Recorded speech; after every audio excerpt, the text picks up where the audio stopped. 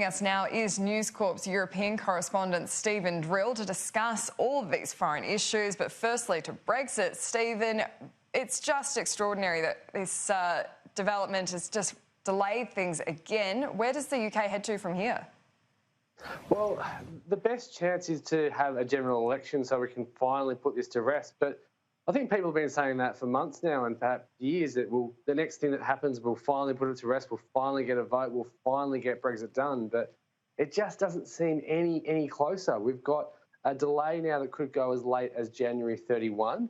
Boris Johnson is saying that he'll pull the vote. He'll say, if you go all the way to January 31, I'll go and try and call a snap general election. But if the EU gives him only like 10 days, he might be able to keep sort of the pressure on and get this through Parliament. Now, it's crucial this morning because he actually did win a vote. It's the first time in 7 votes, or 8 votes rather, since he's become Prime Minister, that he's actually had a win. So he won the first vote 329 to 299. But then there was a second vote on whether he would be able to get this timetable, this bill through within 3 days. And now some people were saying there was some cynical Labor MPs there going, yes, I'll vote for the bill and look like I'm backing Brexit, but then I'll delay the timeline knowing that Boris will actually have to pause or pull the bill. So there's a lot of politics, a lot of dirty pool at play here. When it comes to that second vote, the fact it did pass, what stopped it passing the final time? So what's the issue that the Labor MPs mainly have had is that they only had 3 days to actually go through the bill, and it was a 110-page document, which has severe ramifications for the UK, particularly Northern Ireland.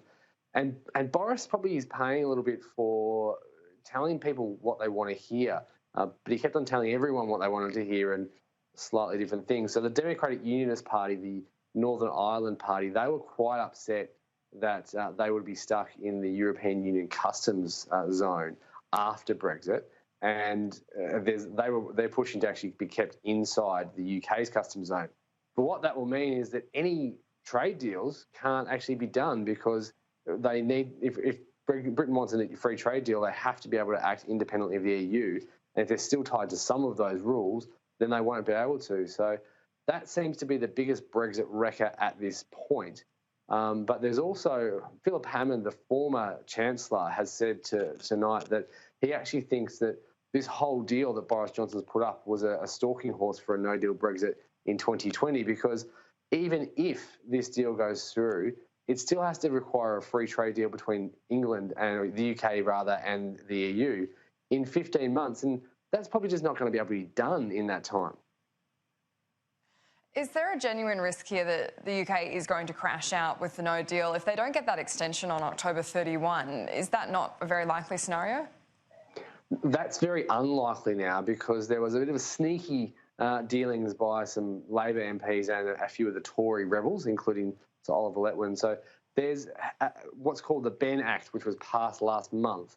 And under that deal, Boris Johnson was forced to actually ask for an extension until January 31. They even told him in the legislation how to ask and what letter to send with the exact wording. Now, he did lose a vote on Saturday night here, where he was required to go and send that letter. But he was described as a spoiled brat by some opposition MPs, where he sent the letter, refused to sign it, and then sent another letter saying, hey, I don't want a deal, I don't want a Brexit extension, I want to get this deal done and be out by October 31. Now, he's said that previously he wants this no deal and he would be do or die leaving by October 31, but with that letter that's been sent to the EU, his hands are quite tied. And what Boris did say in Parliament tonight was that we will leave with this deal. Now, that wording was significant because he said this deal, which was a big change from what he previously said that he would go out with a no deal. So it looks like he's softening his position, and now he's been furiously hitting the phones tonight to try and get the EU to just give him an extension in the order of time that he wants, whereas that might not be the case. So they've got to get 27 EU members to agree on that. Every other EU country has to agree on the extension and the timeline for that. So we'll have to see how this all plays out. Every time we think it can't get any more complicated, it just seems to do so. Stephen Drill, thank you for your time. Yeah, thanks.